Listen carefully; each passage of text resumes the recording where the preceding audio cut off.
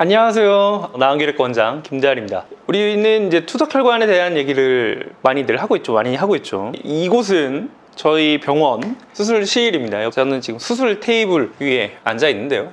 오늘은 수술장에서 할 수 있는 이야기를 좀 하려고 합니다. 제 앞에 몇 가지 도구들이 있는데요. 이렇게 와이어라고 하죠. 시술할 때 필요한 철사, 일종의 철사인데요. 그리고 이제 다양한 종류의 이제 카테터 또 준비를 좀 했습니다. 수술 전반적인 영상은 또 여기에 제가 하나 또 준비를 해놨으니까 이걸 또 참고해 주시고요. 오늘은 그 중에 조금 더 주제를 한정시켜서 이제 풍선이라고 불리는 치료에 대해서 얘기를 좀 하려고 수술대 위에 앉아 있습니다.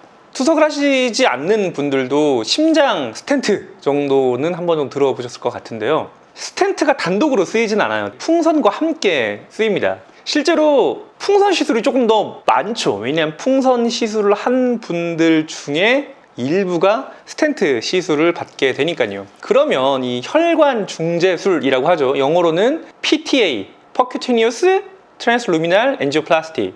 경피적으로 째지 않고 혈관 안에 직접 무언가를 집어넣어서 혈관을 안에서부터 치료한다, 성형한다, 이런 얘기인데요.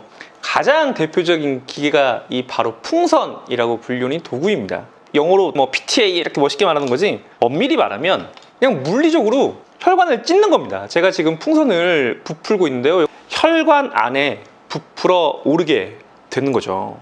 이 옆에는 아직 부풀기 전에 혈관이 있는데 이렇게 민자라고 해야 되나요? 바람이 안 들어간 힘알이 없는 풍선에 이런 액체를 집어넣어서 단단하게 풍선을 키웁니다. 그러면 이 좁은 길에 이 풍선이 커지면 얘가 물리적으로 혈관벽을 찢어버리겠죠. 혈관벽이 찢깁니다.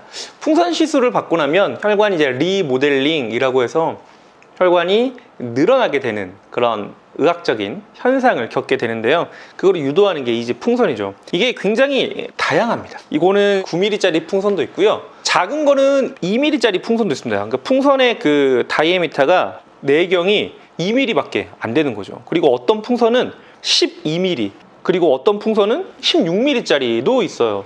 굉장히 다양한 크기의 풍선들이 존재합니다. 요거를 같이 한번 비교를 해봐드리면 크기 차이가 좀 난다는 걸 알 수 있을 텐데요. 혈관의 크기를 미리 측정을 해서 혈관에 맞는 크기의 풍선을 골라서 풍선을 혈관 안에 집어넣어서 이렇게 풍선을 부푸는 기계를 이용해서 풍선을 혈관 안에 부풀게 하는 거죠. 잘 보이실지는 모르겠지만 이 풍선의 이 길이도 실은 다양하게 있습니다.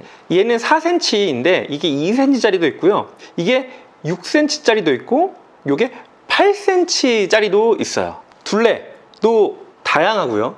길이도 다양합니다. 그런데요, 사람이 영상을 보면서 시술을 하는 거라서 길이를 표시를 해놨어요. 여기서 여기까지는 풍선이 들어가 있다. 여기서 풍선이 있으니까 잘 부풀려라, 조심해라, 이런 식으로 표시가 되어 있기도 합니다.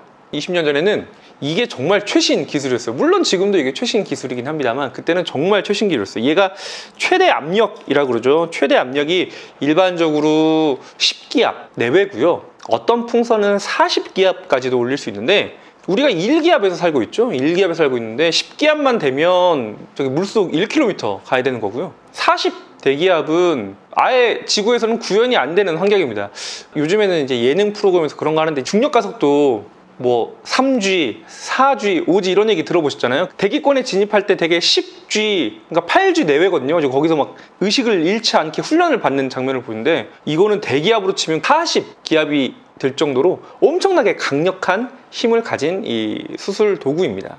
혈관의 크기가 이제 다양하죠. 그러니까 무슨 말이냐면 좀 작은 놈도 있고 좀 큰 놈도 있고, 그러니까 작은 놈도 치료해야 되고 큰 놈도 치료해야 되는데 풍선 하나 꺼내버리면 큰 혈관은 또 치료할 수 없는 거예요. 크기가 안 맞으니까요. 그래서 이게 한 사람당 2개도 필요하고 3개도 필요하고 심지어 4개도 필요하고 다양한 필요한 경우가 있는데 우리나라는 한 사람당 한 번 시술에 쓸 수 있는 풍선의 개수를 좀 정해놔서 어떻게 보면 장점이죠. 막 무턱대고 쓸 수 없게 막아놨다는 장점도 있는데 한편으로는 너무나 고쳐야 될 부분이 많으면 한 번의 시술로 안 되고 두세 번 시술을 해야 되는 경우가 생길 수도 있습니다. 하지만 예전엔 이런 혈관이 좁아지고 문제가 생기면 칼로 째서, 요즘도 많이 이제 째서 이렇게 하긴 하는데, 요즘엔 이 경동맥도 이런 풍선으로 넓히는 수술을 많이 합니다. 오늘은 이 풍선 재료, 이 시술 재료에 대해서 얘기를 나눠봤는데요. 풍선은 물리적으로 좁아진 혈관을 찢는 일종의 힘으로 혈관을 리모델링 시키는, 이 안에 액체를 넣어서 쪼그라든 풍선을 이렇게 빵빵하게 늘려서 치료를 한다. 하지만 그 크기,